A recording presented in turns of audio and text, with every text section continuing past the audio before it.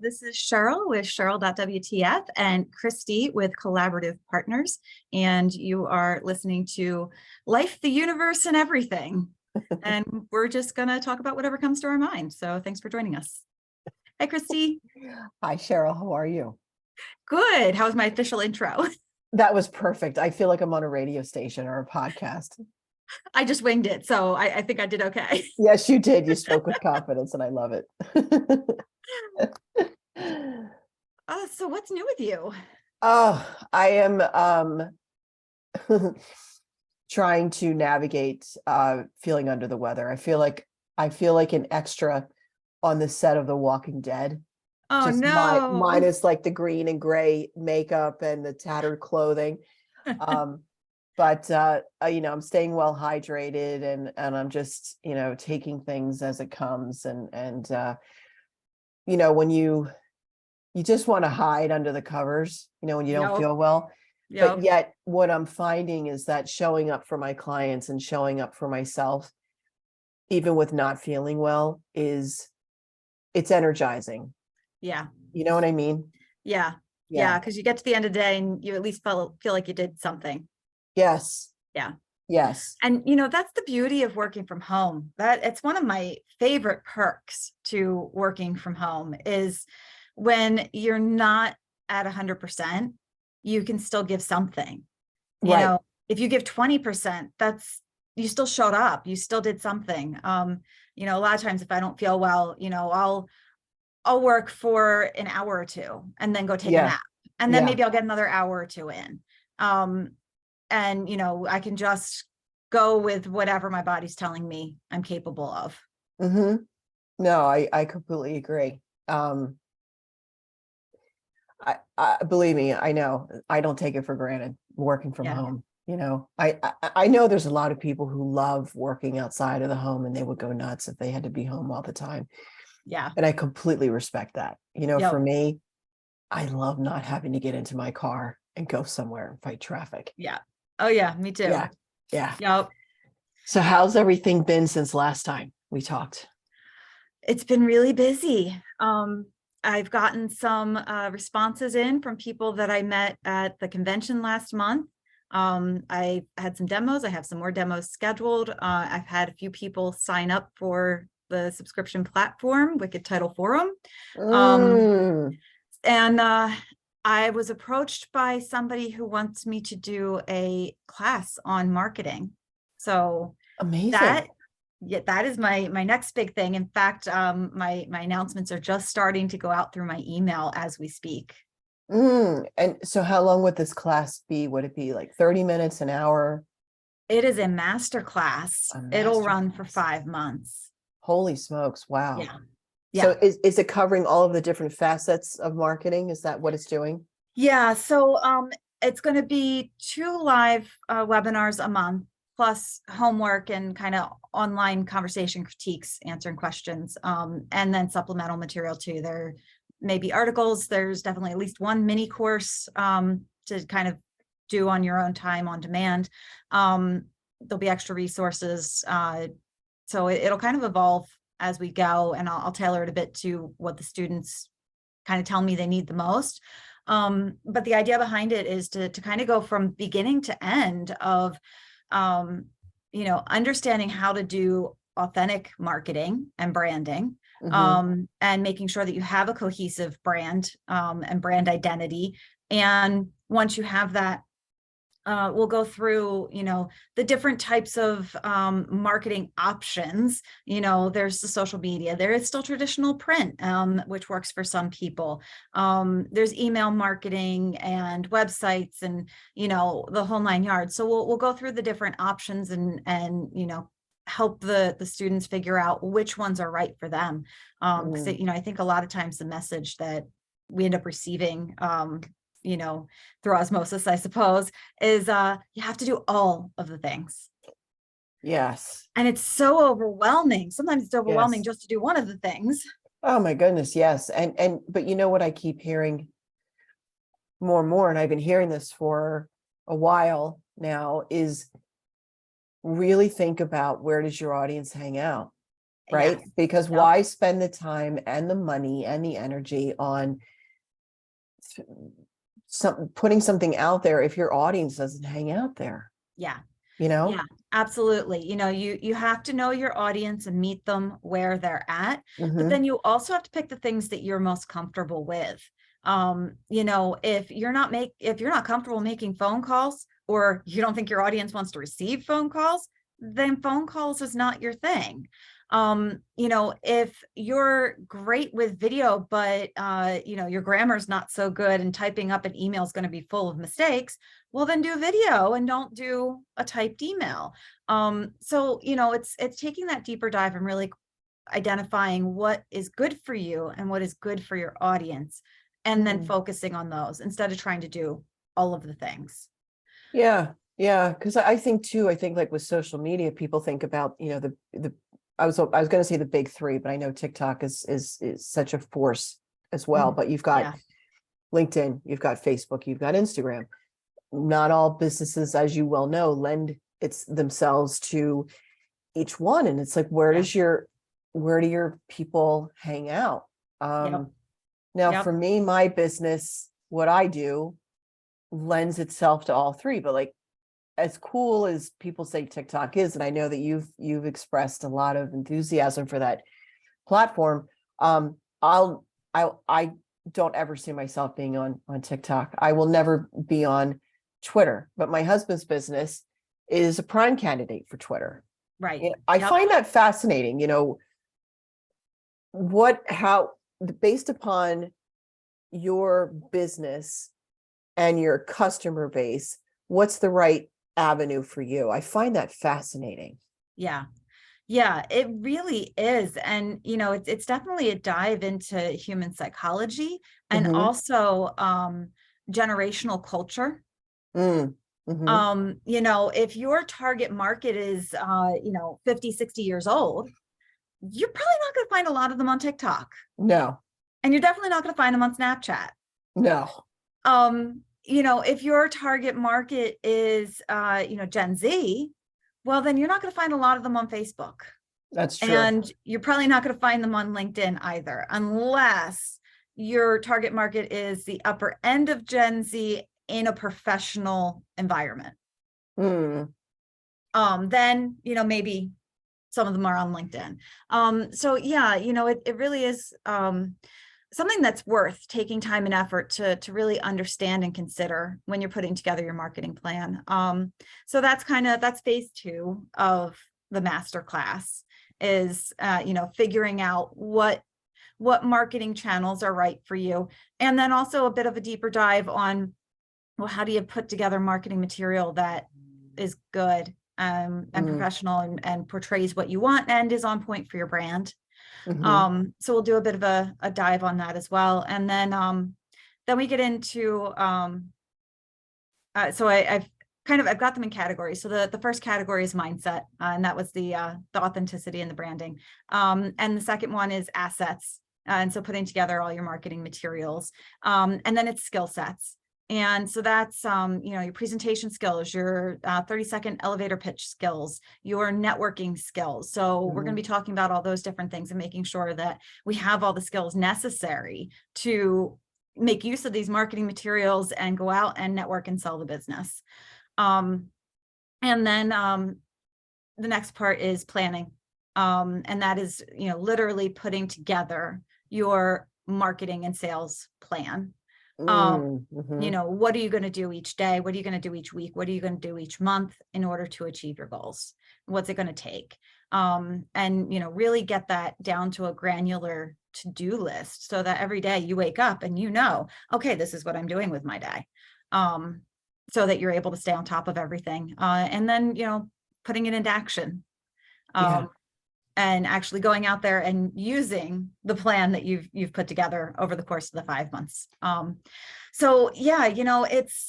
a lot. It sounds crazy intensive to suggest to somebody that they should spend 5 months in a class on sales and marketing. But when you break it down, it actually kind of makes sense. You're like, oh, well, yeah, if I only learned one of them, I'm probably not prepared.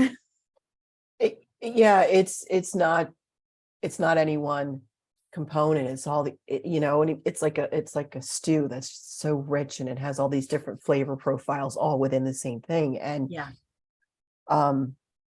I love that you're tapping into the mindset and the authenticity piece, because I think it could be so easy to just create the content and you're not putting you in there, and people want to see you, they want to feel your energy.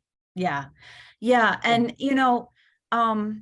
it's actually a huge component of this class and why I'm doing it, and kind of the angle I'm coming at, because, I've been doing graphic design since I was a teenager. I've been doing it for way too long at this point.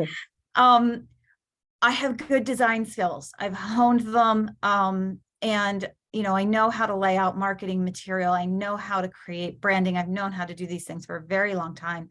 But despite having all of that technical skill, knowing how to write really good ad copy on top of it all, I was producing professional quality marketing material for over 10 years, and none of it ever generated a lead.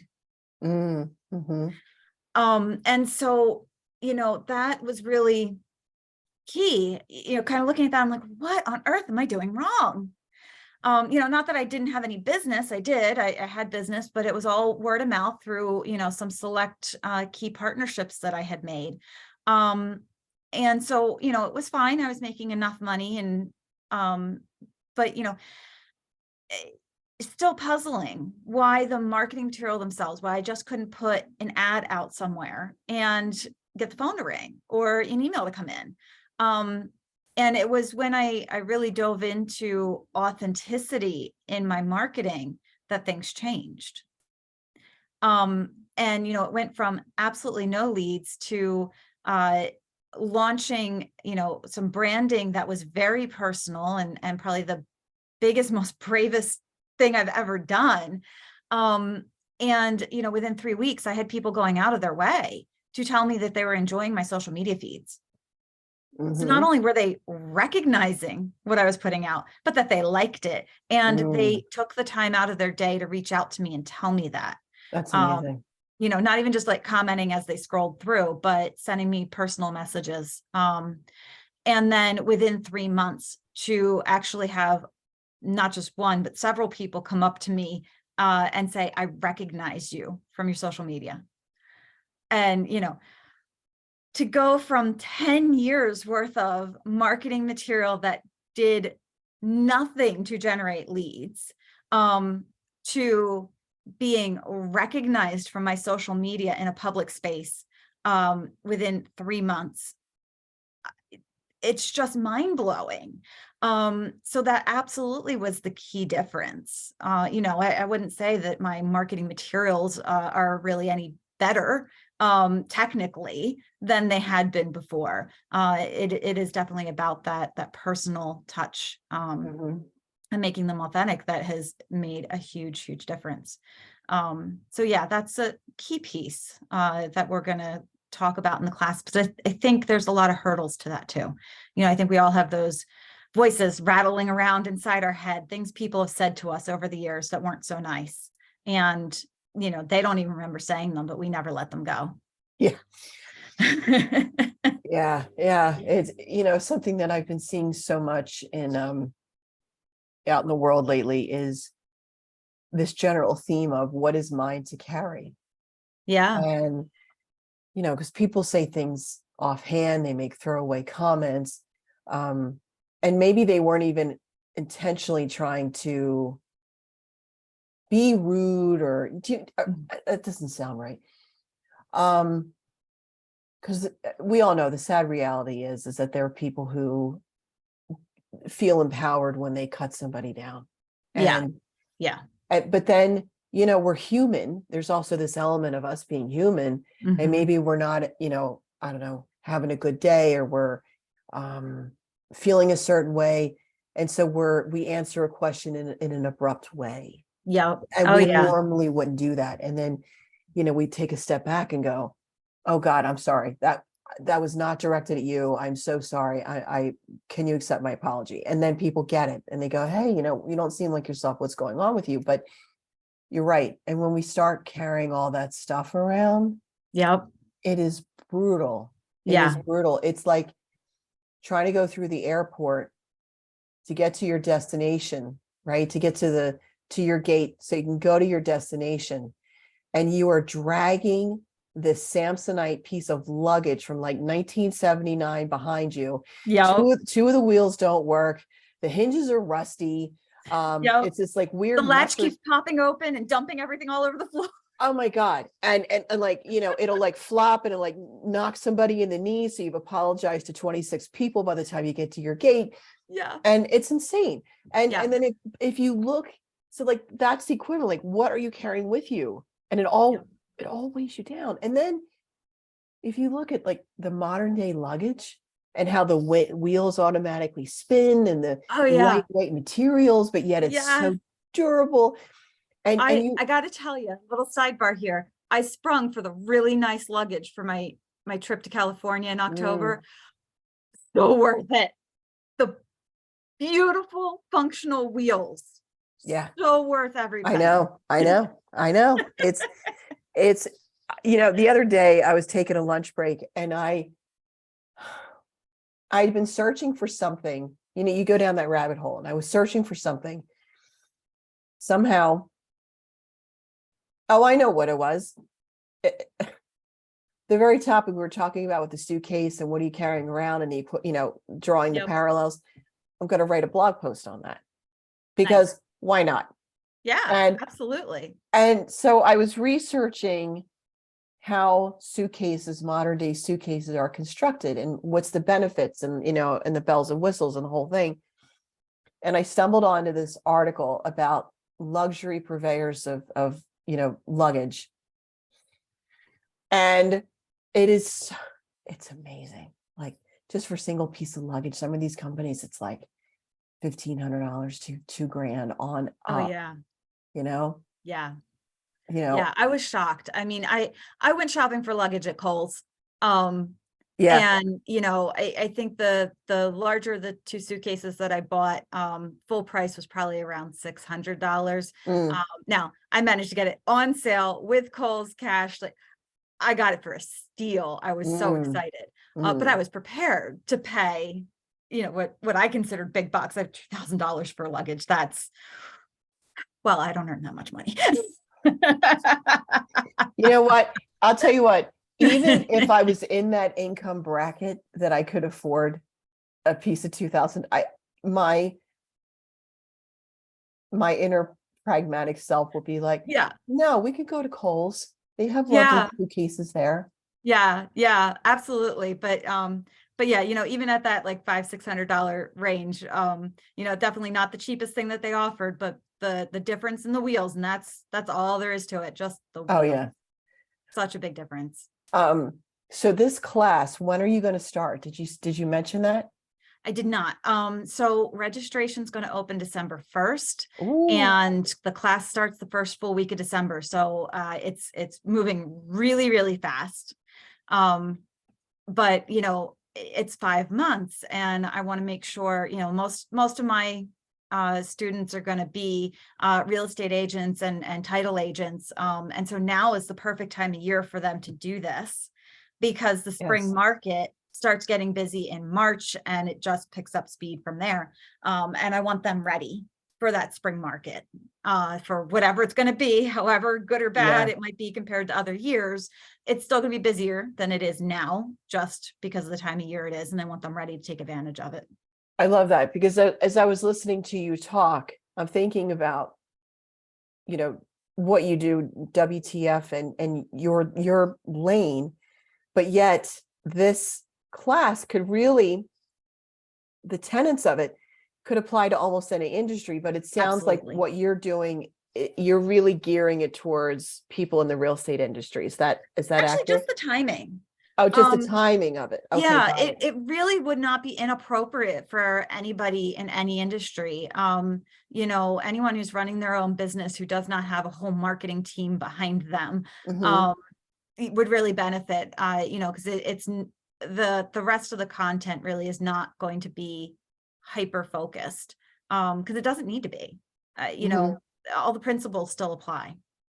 You know, the way you Yeah. implement the principles may differ a little bit for one industry versus another, just like it's going to differ for your own target market and for your own personality and preferences. But that's part of what we're going to be learning and talking about is, well, how do you define those for you and your business? Whether it's based on your industry or your own preferences or your target market, and ultimately a combination of the three.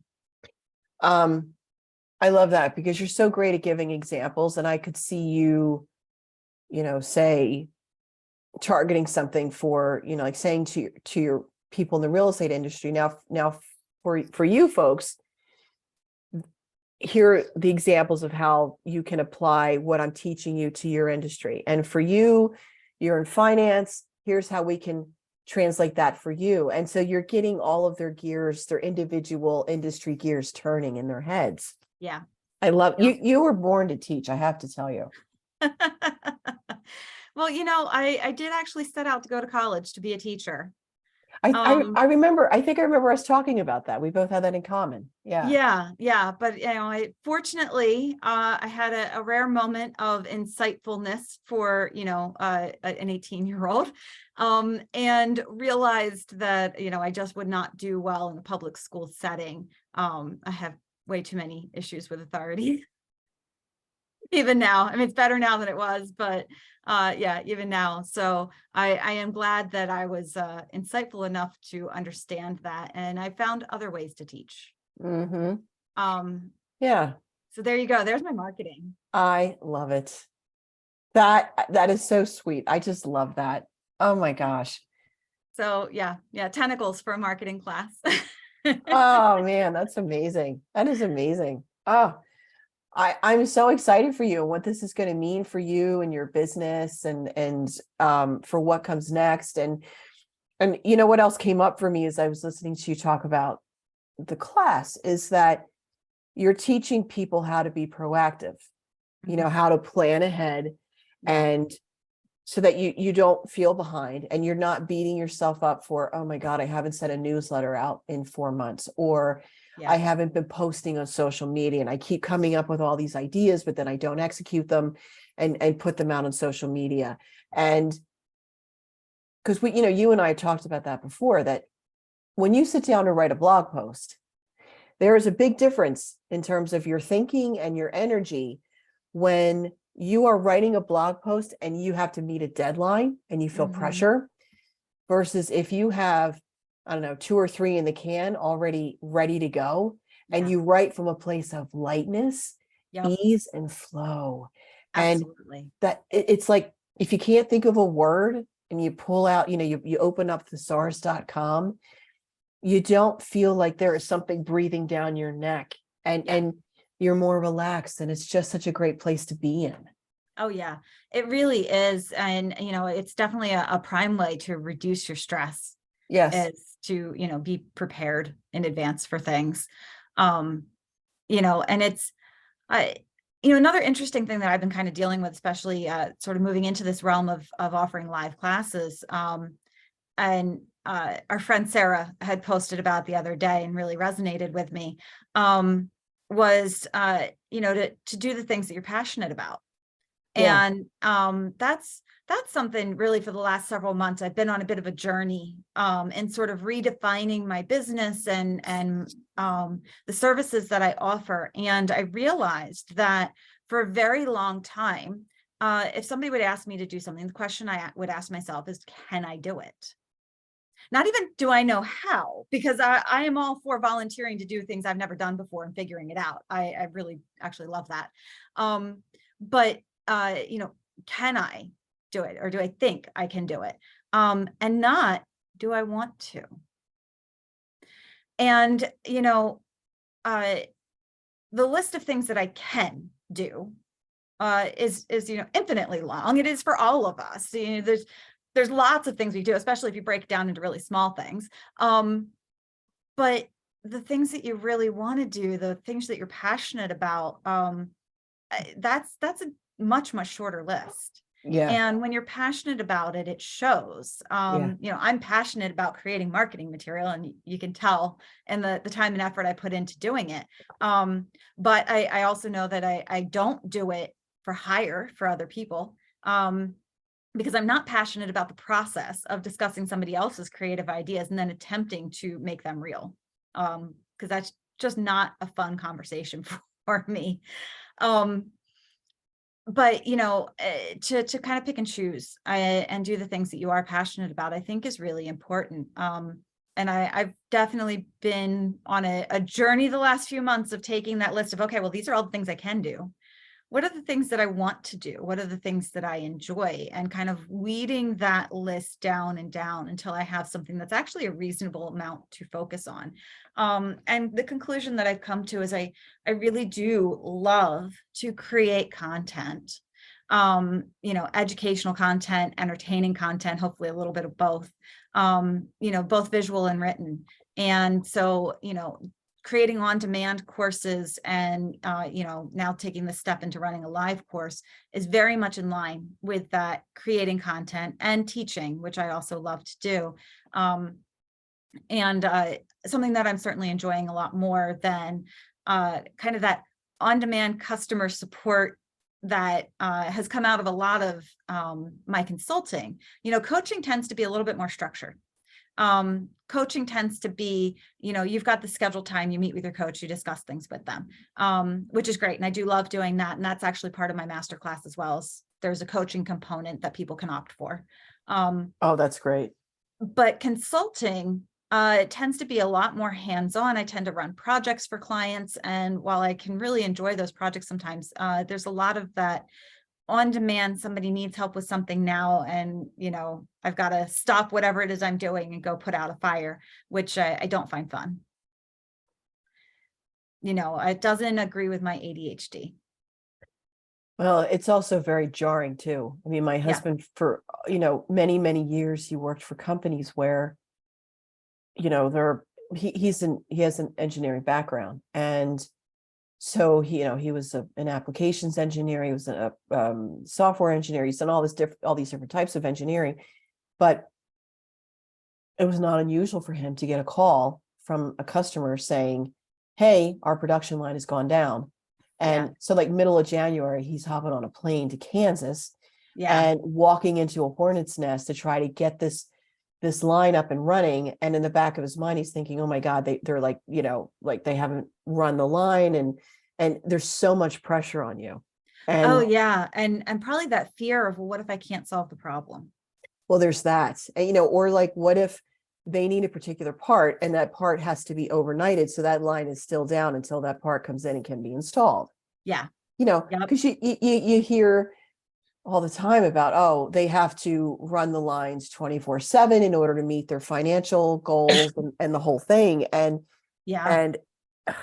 it's no fault of your own, and yet you bear the brunt of a lot of stuff. So I so get that.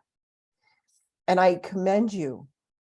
I commend you for knowing what it is you want to do and what lights your soul up, and adhering to that and really being married to that, because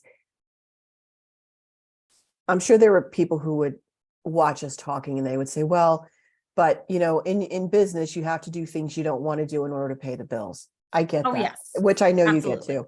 Yeah. But then there's also this thing of, oh God, I just don't want to do that. It just drags my soul down, And that's a tough line to walk when, you've got to make the bills. And I will absolutely be the first to admit that, my process of kind of whittling that list down to the things I'm really passionate about and really enjoy doing is absolutely coming from a place of privilege, in that at this point in my life, I have enough of a steady client base that is earning enough money that, that process of focusing on the things I'm most passionate about is coming from a place of, well, this is what I'm doing in the time I have left over. And so, that's, I think, an excellent point to talk about too. And, I'll absolutely admit, the clients that I already have, there are plenty of things that I'm doing there that I don't want to do. I don't like, I'm not enjoying, difficult personalities, or, trying to solve problems that I feel out of my depth on. So, I am not fortunate enough to spend all of my waking hours doing all of the things that I am passionate about and nothing but, it is a question of, well, how am I going to spend the remaining hours, and what am I going to focus on to try and grow my business more in that direction, so that I'm not saying yes to as many clients with things that I don't really want to do. So that's a process, and I'm hoping at some point I reach that point where all of the work I'm doing are the things that I'm most passionate about. But that's not going to happen overnight.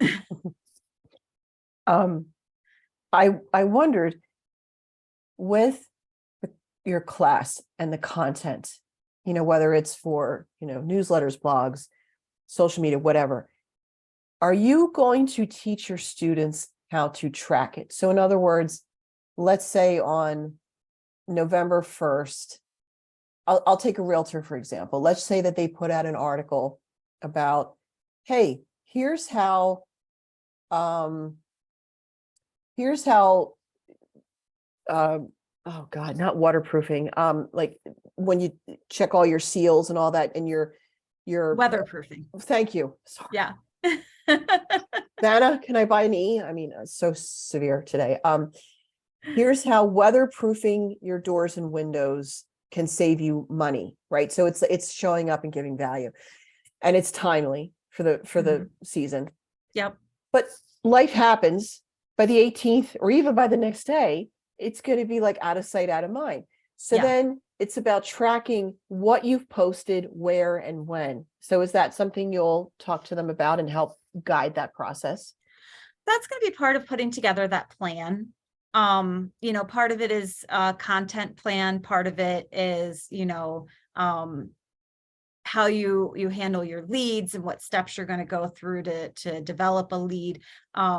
So, it's the idea of kind of walking away from the class with a daily, weekly, monthly plan is that it's all inclusive of all of your marketing activities and all of your sales and networking activities, to come away with a plan, because you can't have one without the other.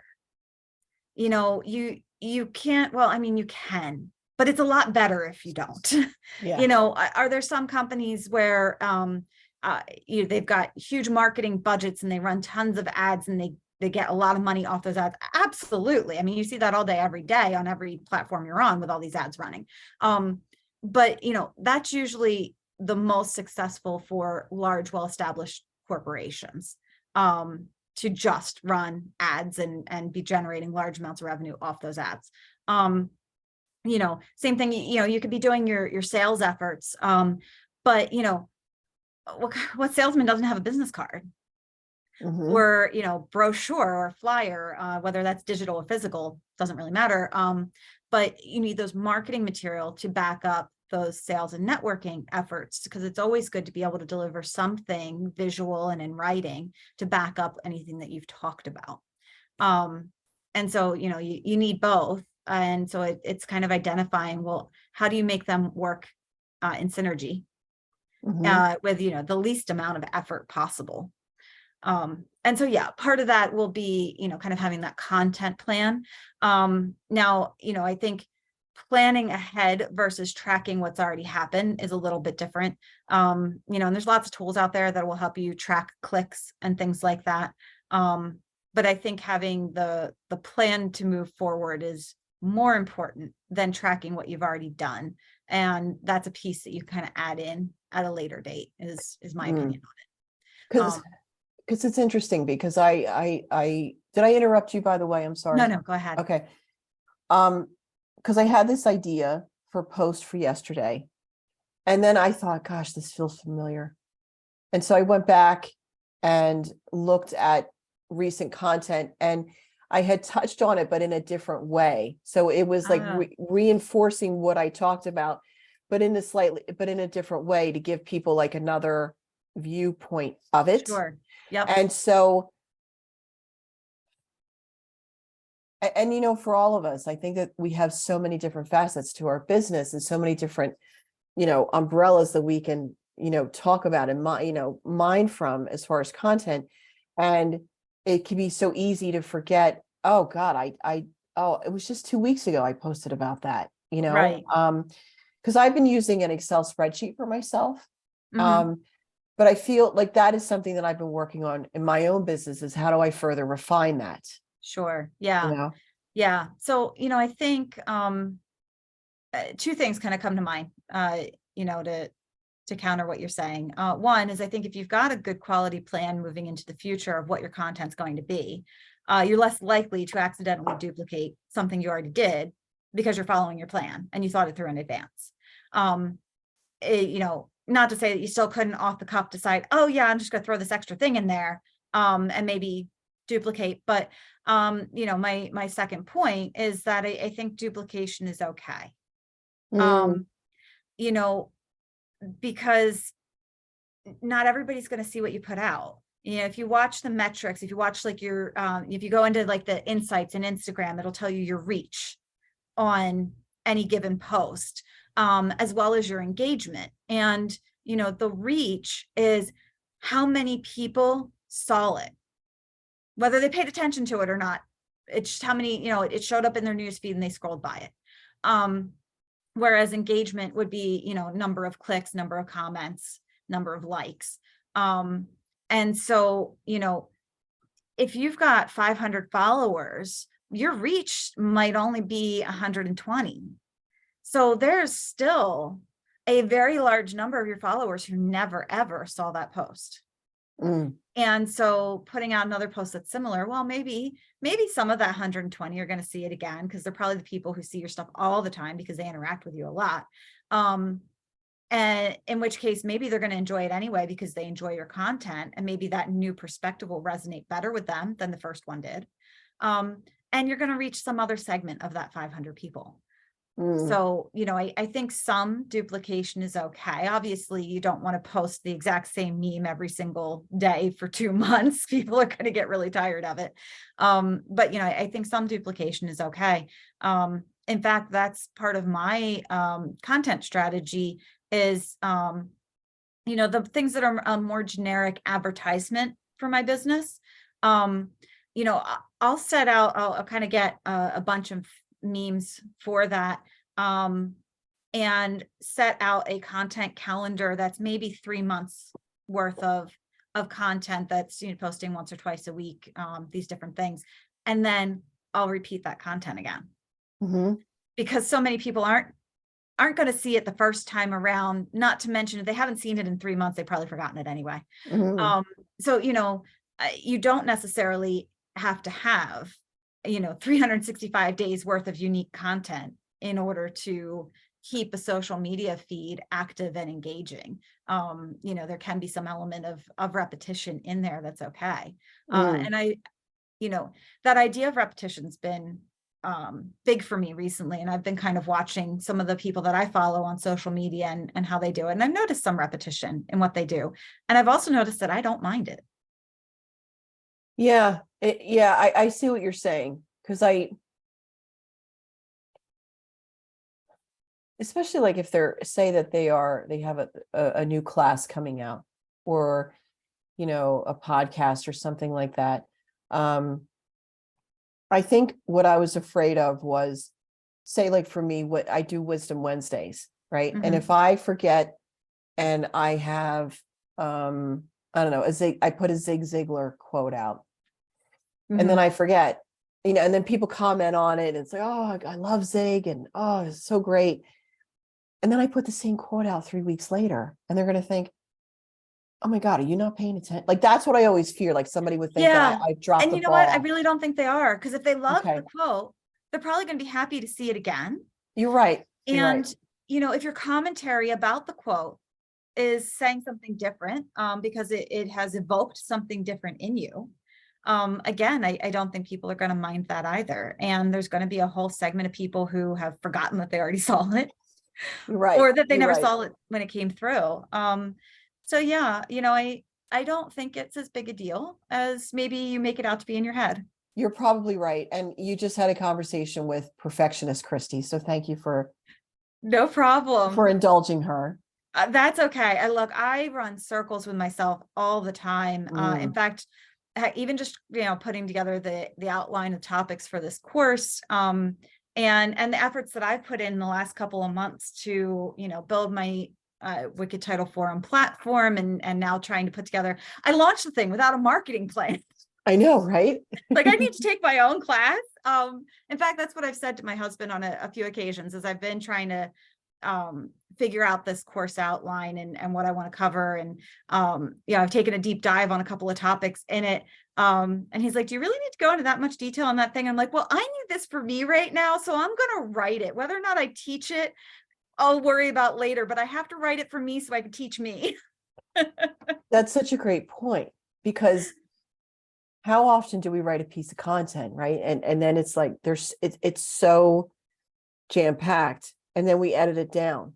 It's like getting dressed, and you put on all of the things, and then you take a step back, and Coco Chanel was famous for saying something to the effect of, it's like about editing, like, take off a couple of the bangles, and maybe you don't need that scarf, and it's just really looking at, the final product. And you're right. But yet, even though you have removed some content, you can put that elsewhere for another purpose.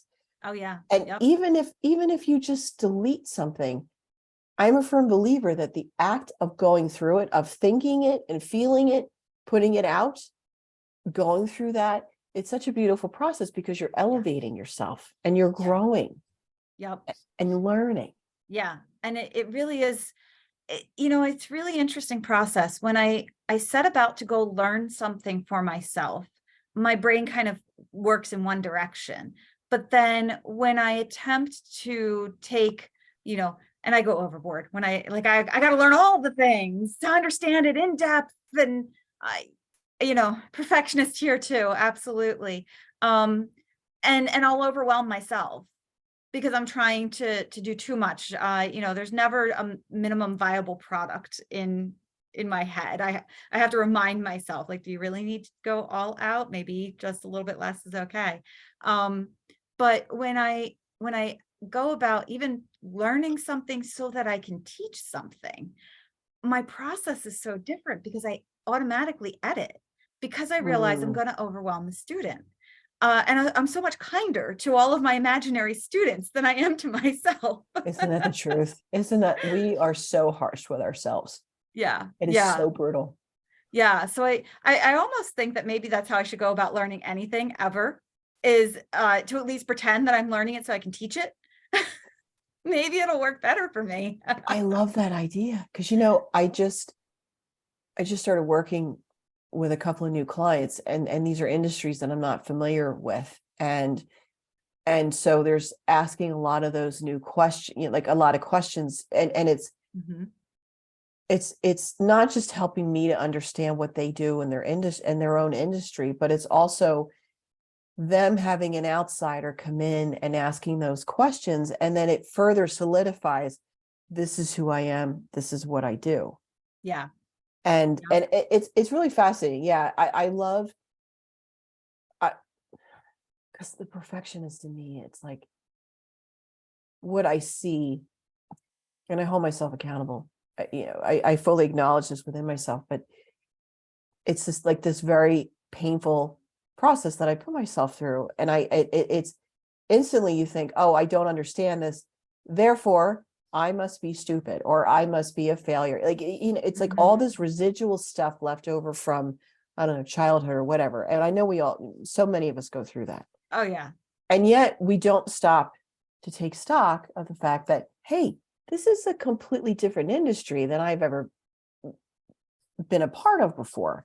Yeah. Or, hey, this is a brand new program and I've never used it, and I got to get used to the layout, and I got to get used to how to navigate, and what are the features and benefits, and what are the bells and whistles, and let's dive into a tutorial video. And then all of a sudden there's that magical moment where you go,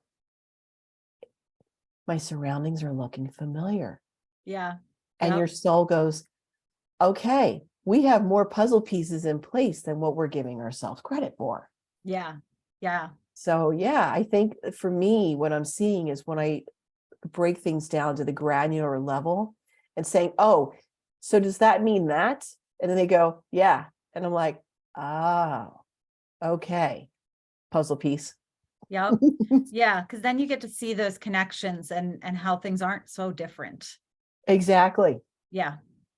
Yep. Exactly. You know, because I mean, ultimately, no matter what industry we're in, no matter what we're doing, our goal is the same, and that's to help relieve the pain points of the Yes. people who are our value clients or value customers. And how do we make a difference in someone's life? Yep. And how do we work in our zone of genius? And Yes. I am so excited for you. This is Well, thank amazing you. news. I'm so nervous, like What do running you a know? live class. Like, I mean, I've taught, and I think I've gotten in front of rooms of 30 people and taught things before, but I've never actually run a webinar class before. So it'll be a little new, but I'm sure I'll do fine. But anything new is a little nerve-wracking. Well, you know, when I sit here with you every month, and I listen and I learn from you, and it's just so effortless from you. Yeah. And so maybe if I could invite you to do this, maybe think about how it feels for you in our meetings, our monthly I Zooms. actually have been. I've had that conversation with myself in the last couple of weeks and been Okay. like, well, Kristy asks me all kinds of questions or brings up all kinds of topics and I just talk. And it's the same thing. And it's like, Yeah. get into that same energy state, that same energetic state. Yeah. And then that's your anchor, or your buoy. That's what I don't want to say cling on to, like, because that sounds desperate. That's not what I mean. Right. That's what you use as your foundation. And then you go, oh, and it's just a matter of finding your rhythm. And you will find that very quickly. Yeah. Yeah. I think I will. I think it's going to be just a wild success. I really do. In fact, I had put a poll out on some of my social media as I was trying to name the course and put together my brief description. And in doing so, I had somebody comment on there like, oh my gosh, I'm interested. Tell me when it is. Wow. So I was so excited. I'm like, I'm not even advertising yet. And I have somebody interested. How So reaffirming. That's yeah. amazing. Yeah. So it was really exciting. But yeah, it kind of does go back to that authenticity though, even in my struggle to name the class. Because I came up with 3 different names and 3 different descriptions. And the one that I actually ended up going with is so, it's a little weird. It's a little bit out there. It's so very me, how to be human and still close the deal. And the other 2 were a little bit more generic. And I thought it was really interesting the feedback that I got. 2 people really kind of got into some good conversation with me about it. And both of them kind of came at the perspective of, how to be human and still close the deal sounds very me, very on brand. But the other 2 were probably going to be a little bit more broadly appealing to people. And they pointed out a couple of specific things in the other 2 descriptions. And so then I ended up doing a hybrid. And pulling sort of the best parts of all 3 to kind of finalize, the name of the course, the tagline, and the brief description. And so I think I've hopefully anyway hit enough of a broad description that people will get it, but then enough of that unique aspect where, you look at the name of it and you look at the branding with the tentacles and things like that. And, it definitely screams me, anybody scrolling through their social media, even though the color scheme's a little bit different. It's not the full rainbow that most of my social media is. It still uses the same brand colors because I do have a whole rainbow worth of colors to pick from, but they're all in the same tones. So I just picked 2 of them to focus on. And I think as people are scrolling, they're going to see my font, they're going to see some of my colors. Yeah. Obviously they're going to see my face. And it should resonate with them that this is on brand for me. Totally. And, it still just blows my mind that I can be my unique self and that people are liking it and getting on board and getting it is so exciting. I did a little bit of instant messaging marketing for the Wicked Title Forum yesterday and just sent some people an invitation to go check it out. And I had a 10% response rate within the first 2 hours. Wow. Yeah, I was so great. excited. So people were signing up and joining. So yeah, that was really exciting. I do. I love being a part of your new forum, and it's the community that you created. And I know some people in there, so I'm super excited. Oh, good. Yeah, I'm hoping once there's some more people in there, there's a bit more conversation going. That hopefully that's gonna really take off. Although, feel free to post your memes in there and kind of start thank you. conversations. Thank you. I appreciate that. Yeah, absolutely. Please do. That's what I want, is to people get in there and talk. I know it's so, it's that whole notion of the community and people posting things, like, with my husband's company, and he has a Facebook group too. And so people have started posting things on their own. So it's not just us Not just posting him for holding him. court. Yeah. Yeah. And like somebody will post, because it's the Football Learning Academy, and thank you for letting me drop that in there. I appreciate that. Absolutely. But somebody will post, say, like a vintage game program from the 1950s, and then people, like, all these guys are like, oh, look at that, the Browns versus the Bills. Oh my God, look at that. Yeah. And so it's this whole dialogue, like, oh, this was my grandfather's, and we used to talk about the games, and it's so heartfelt.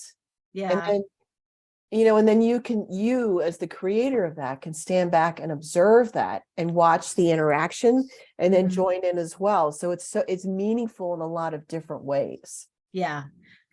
And that's really what I'm hoping to see start happening. So, it's going to take a little time to get some momentum. And in the meantime, it very much feels like I'm standing in the middle of, up on the stage in a big, almost empty auditorium, giving a speech to nobody. There's the 5 people in the front row who are like clapping. You know what? It could be 5 people now, but you're in this auditorium. It's like, what's that? I'm probably misquoting this, because I always thought it was like, build it and they will come. It was like that.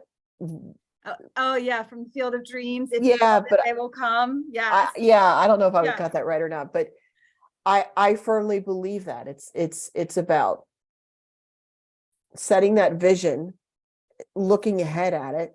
You're here, and it's so tempting to think, oh, but I'm not that person yet. But you grow and evolve into that person, and you're so married to that in the best way. Yeah. Yep. It's like it is drawing you towards it. It's really it's pretty cool. Yeah.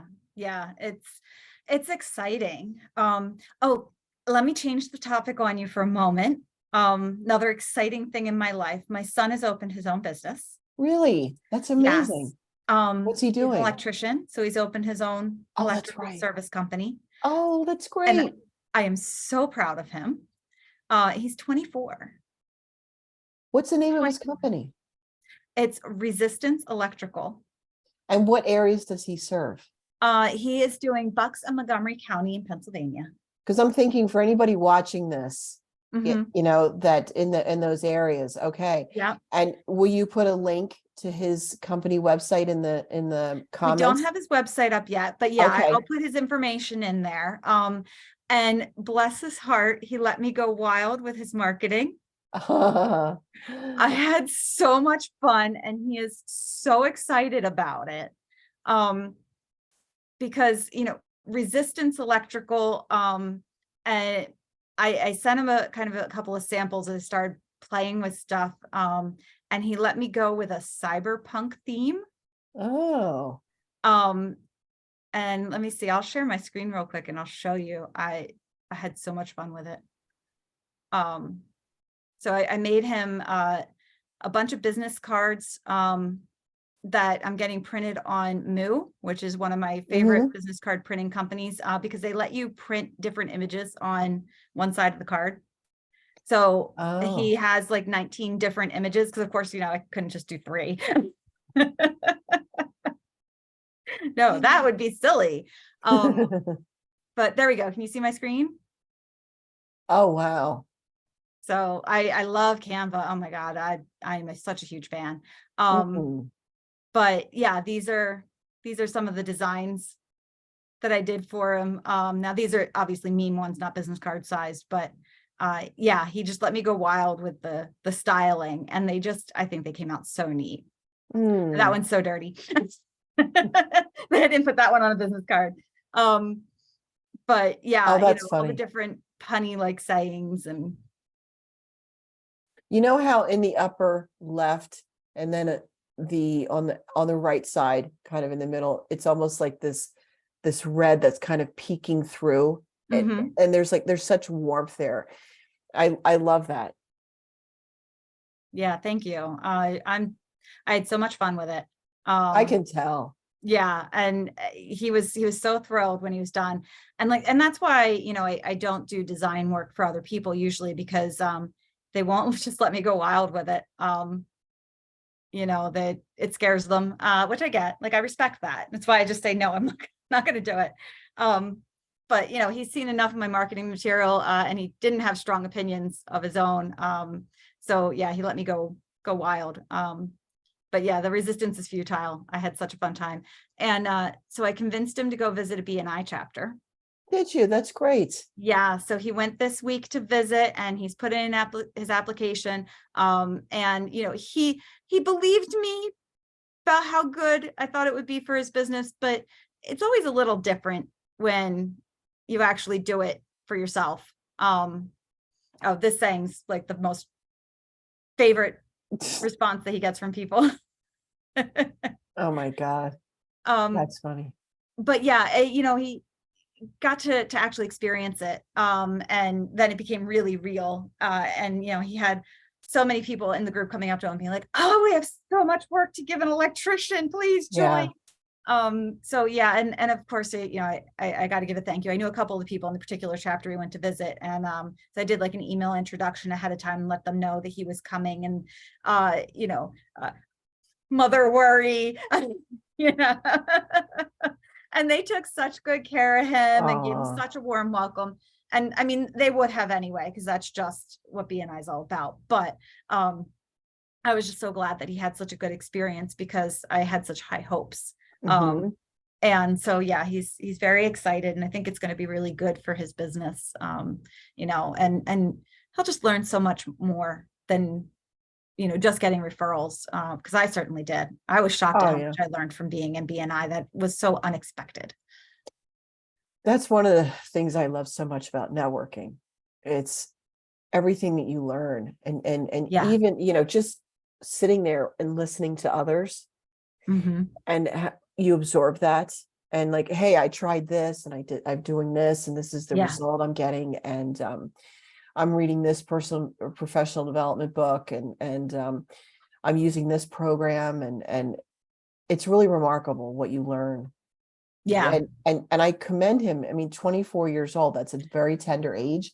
Yes. I never would have had the courage to start a business at that age. Yeah, it does. It takes a lot of courage. I mean, I was 21 when I started mine. I was probably just a bit crazy. But I will say the one upside, and the one reason that I did give him the piece of advice that I did, which was, if you're going to start your own business, do it sooner rather than later. And the one reason that I did say that to him is, well, you earn less money so that you have less you have to make in order to consider yourself successful.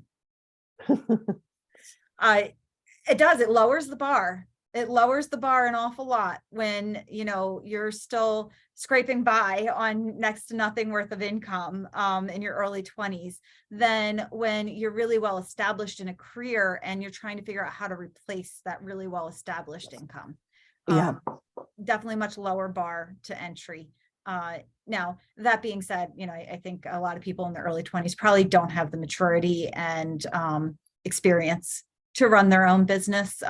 Not everybody would be successful at that age, no matter how low that bar is. He was raised by a business consultant, and he is absolutely my kid. He's so very much like me. that, he's picked up a lot from me over the years, and he's ridiculously mature for his age. So, at 24, I have no doubt that he's going to be successful, because he's just got all the right things at all the right time for himself to do that. And he's got an incredible role model. Well, thank you. You're And a welcome. free business consultant. So, Hello. Oh my that doesn't gosh. hurt any to kind of stack the deck in your No, favor. no. I know it doesn't. Yeah. And another shout out to my friend Diane McNally. She runs McNally Bookkeeping, and she is doing training on QuickBooks with him. So Oh, bless her heart for doing that, because I didn't want to. But I think that's a huge piece too. When you're just getting started in business, learning how to keep your books properly, I think is just so important. I know. I have a reminder, my reminder app on my laptop that, once a week I pop into QuickBooks and I categorize my expenses and my income, and it might take me 3 minutes. Yeah. But the fact that I'm keeping up with it, yeah, it's amazing. Yeah, absolutely. And when you get everything set up properly, you can save yourself so much time. Like I've known plenty of contractors where the place where they fall down in their business, the place that holds them back from being even more successful, is they're terrible at paperwork and bookkeeping. And so, they'll go out and gather all the information to quote a job, and then they don't get the quote out for 3 or 4 weeks. And by then that customer's already gotten a quote from somebody else and started work. Yeah. So they lose a lot of business by not getting their quotes out in time, or not being able to quote accurately. Yes. Or, they've done all the work, but they're behind in getting those invoices out, so they're not getting paid on time. Yes. It's that bookkeeping paperwork that really, really catches them up. And when you know how to use the tools that are available, you can cut down the amount of time it takes significantly. And, why would you not want to cut down the time it takes to do the part of the job you hate the most? I know. Yeah. It's people. And the sad thing is that contractors, there is a reputation with contractors. I mean, now that is not to lump all contractors together, because my husband and I have been very fortunate with people we've had come in, in different fields, and they're very timely in terms of, okay, for the project you want to have done, here's what it's going to be, and getting us the estimate in a timely fashion. But you hear horror stories about, I never, I called, 5 different contractors. One called me back just to even set up an appointment. Oh yeah. And then you think, wow, already so much of the field is gone. And then it's like, do we like this? Will we like this person? And if we do, is this person gonna send us an estimate in a good period of time? And you're right. They don't, as far as quoting estimates properly, they don't, so many people don't take a look at what is my time worth. And then they end up shortchanging themselves, because it's easy to look at, okay, here's the material that I'm going to need for this very job. Concrete number. But what is your expertise? Yeah. You need to get paid for that. You need to get paid for your skill sets. Yeah. You need to get paid for the time that you put in getting to and from, and the time that you put in gathering the materials, and all of that needs to be factored in, either in the number of hours you've estimated, or maybe you are charging more per hour because there are lots of hours worth of work that you're not calculating in. Either way, you've got to make sure you're getting paid for it. Otherwise you could spend 20 hours a week running the business and never being paid for that time. Yes, because are there people out there who would balk at that? Like, why should I pay for somebody to come to my house? Because guess what? That's what they do for a living. If you didn't hire them, they would not be coming to your home. Yes. A lot of places have a trip fee now. In fact, my son and I were discussing that and his pricing model. and why it is important to charge that trip fee, because Yes, you could spend an entire day driving around to places and giving people quotes on things and not get paid a dime, and none of it turning into paid work. And you do exactly. that for 5 days and you just spent a whole week not getting paid. Exactly. Yeah. It's, say it's like $75 to come in just to look at something. And then, some people would balk at that, but it's like their time, they need to be compensated for their time. Yeah. It's not like working at a traditional company where you're there all day and getting paid for that all day. And Right. so good for your son. I'm excited. I'm Yeah. excited. Yeah. And it does bother me when people balk at that kind of thing. If your boss told you to log into the computer and spend an hour answering emails and not get paid for it, would you want to do it? Mm. Hmm. Well, It's not any different. but then the question becomes, well, I don't get paid to travel to my job. I don't get paid to drive to the office every day. Right. And when somebody's doing a big job, they generally don't charge the time it takes them to get to and from the job site. If you've got somebody coming out to do a big project and they're going to be there all day, all week long, then yeah, that's not usually been factored in to what they're charging you. But when somebody's coming out to do a quick repair, well then, yeah, because they could easily spend 6 hours out of their day driving to and from jobs to do 30-minute repairs. Oh yeah. And, you can't say that, the only time that they worked that they're entitled to get paid for are each of those 30-minute repairs. That's not how delivery drivers are paid. They get paid for all the hours that they're driving, not the 5 minutes they ran the package up to your door. Exactly. Yeah. Yeah. So yeah, it's tough sometimes for people to wrap their heads around it, but it's important, and it's important to price your business so that you're getting paid. Yeah. And we as business owners, we continue to grow and evolve and learn. And Yeah. that has to be factored in that too. It's not just the cost of living increase that is part and parcel of that. It's we continue to grow and develop new skill sets, refine existing skill sets. Mhm. You know, sorry, did I? No, please. This idea of making sure that we're charging the right amount and for our time, it reminds me of a post I saw on LinkedIn a couple days ago that was really interesting, and it caught me. The person started out the post saying, I'm overpaying somebody for their work. And it caught my attention. So I dug in a little deeper. I'm like, what are they talking about? This sounds really weird. And they got quotes from two different people to do work for them. That was similar but different. It sounded sort of along the lines of hiring, a virtual assistant or, business consultant or something along those lines. It was sort of a freelance work for this company. And the two different people, one was charging $50 an hour less than the other.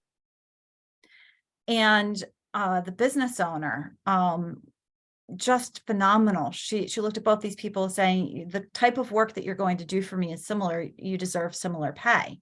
And went to the person who was charging $50 an hour less and said, I'm going to hire you, but this is what I'm going to pay you. And they paid them at the rate the other person quoted. Wow.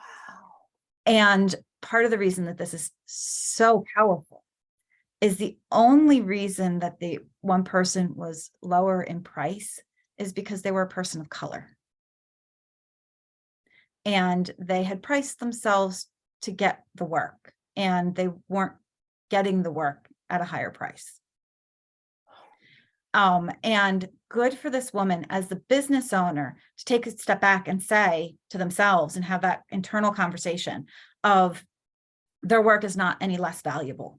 And if I'm willing to pay this much money for this work to this person, then why wouldn't I pay the same amount of money to this person over here? And to be that avenue of change in the world was so incredibly powerful. And, it matters. It does. It does matter. Wow. Thank you for sharing that.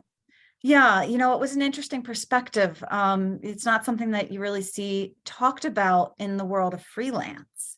You see it talked about in the world of wages. Yeah.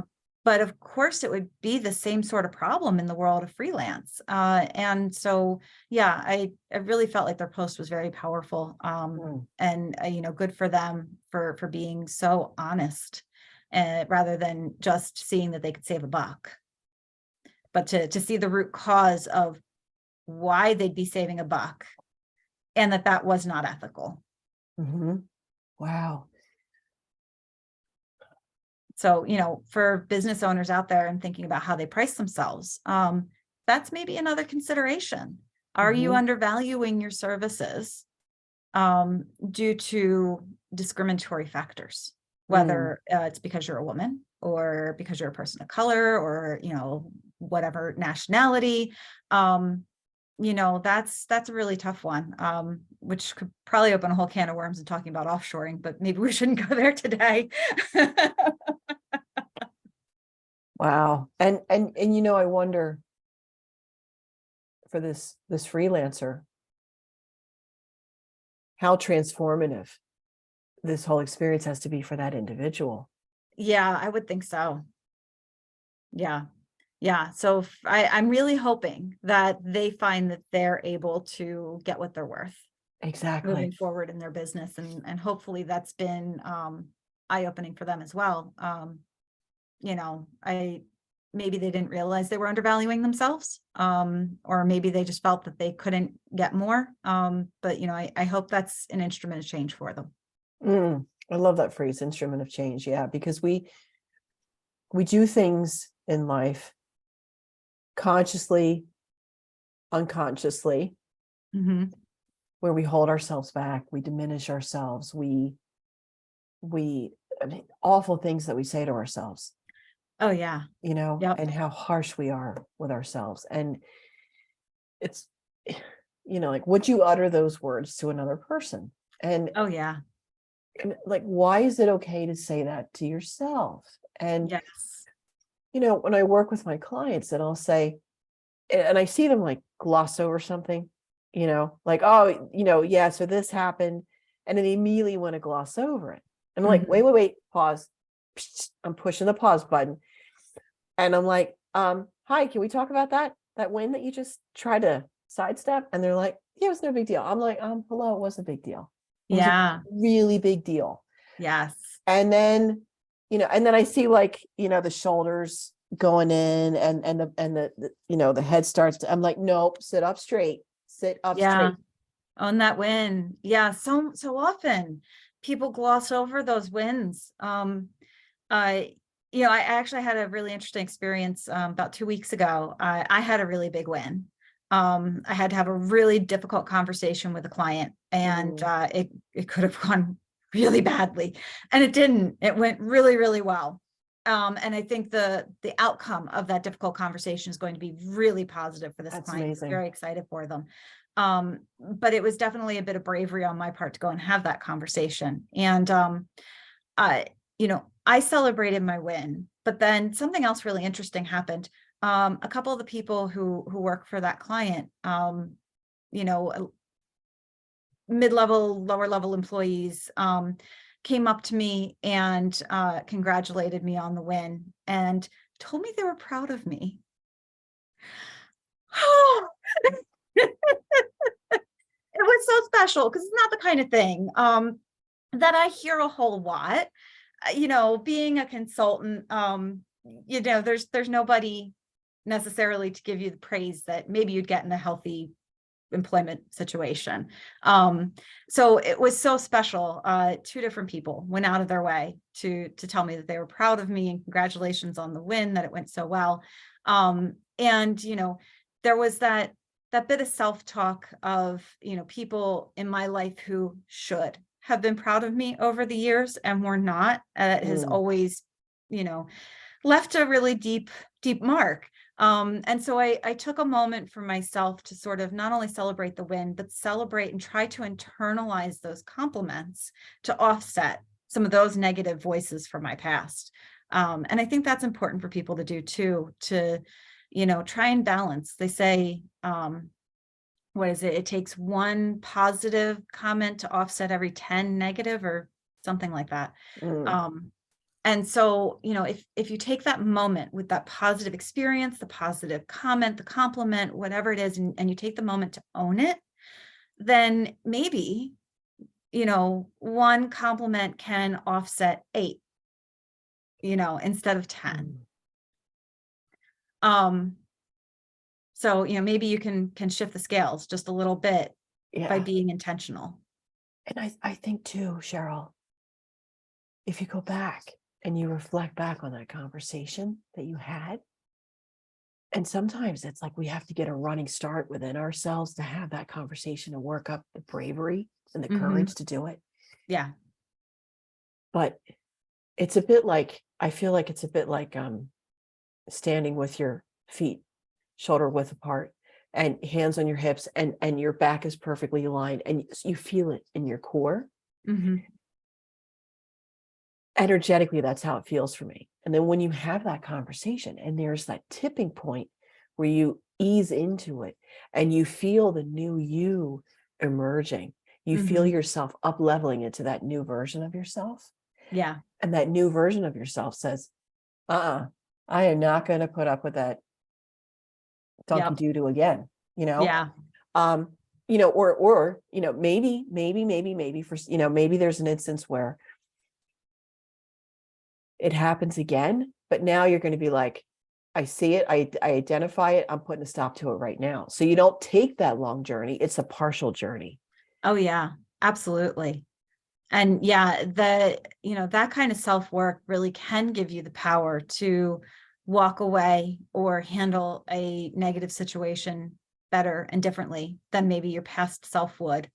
I've certainly seen that evolution within myself.